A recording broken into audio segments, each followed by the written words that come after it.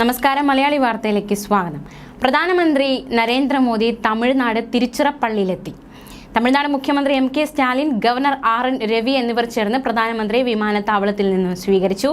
2 ദിവസത്തെ സന്ദർശനത്തിനായിട്ടാണ് പ്രധാനമന്ത്രി നരേന്ദ്രമോദി തമിഴ്നാട്, ലക്ഷദ്വീപ്, കേരളം എന്നിവിടങ്ങളിലേക്ക് എത്തുന്നത്.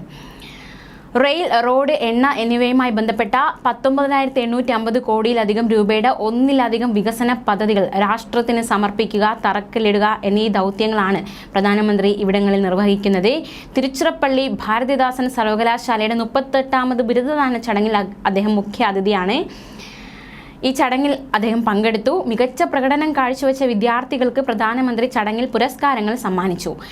ദ്വിദിന ദക്ഷിണേന്ത്യൻ സന്ദർശനത്തിനോടനുബന്ധിച്ചാണ് അദ്ദേഹം തമിഴ്നാട്ടിലെത്തിയത്. തമിഴ്നാടിന് പുറമെ ലക്ഷദ്വീപിലും കേരളത്തിലും അദ്ദേഹം സന്ദർശനം നടത്തുന്നുണ്ട്. ഇന്ന് രാവിലെ തമിഴ്നാട്ടിലെത്തിയ പ്രധാനമന്ത്രിയെ മുഖ്യമന്ത്രി എം കെ സ്റ്റാലിനും ഗവർണർ RL രവിയും ചേർന്ന് സ്വീകരിക്കുകയായിരുന്നു. തുടർന്ന് തിരുച്ചിറപ്പള്ളിയിൽ നടന്ന ചടങ്ങിലും സ്റ്റാലിനും ഗവർണറും പങ്കെടുത്തു. വിമാനത്താവളത്തിന്റെ ഏറ്റവും പുതിയ ടെർമിനൽ പ്രധാനമന്ത്രി ഉദ്ഘാടനം ചെയ്യും. 1100 കോടിയിലധികം ചെലവിട്ടാണ് ടെർമിനൽ പണിതത്.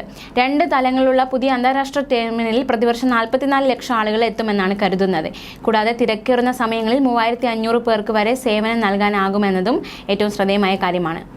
പ്രധാനമന്ത്രി നരേന്ദ്രമോദി നാളെ കേരളത്തിലെത്തും. തൃശ്ശൂരിലെത്തുന്ന പ്രധാനമന്ത്രിക്ക് വൻ സ്വീകരണമാണ് ഇവിടെ ഒരുക്കുന്നത്. ജില്ലയിൽ എത്തുന്നതിന് മുമ്പ് തന്നെ ആഘോഷങ്ങൾ തുടങ്ങിക്കഴിഞ്ഞു.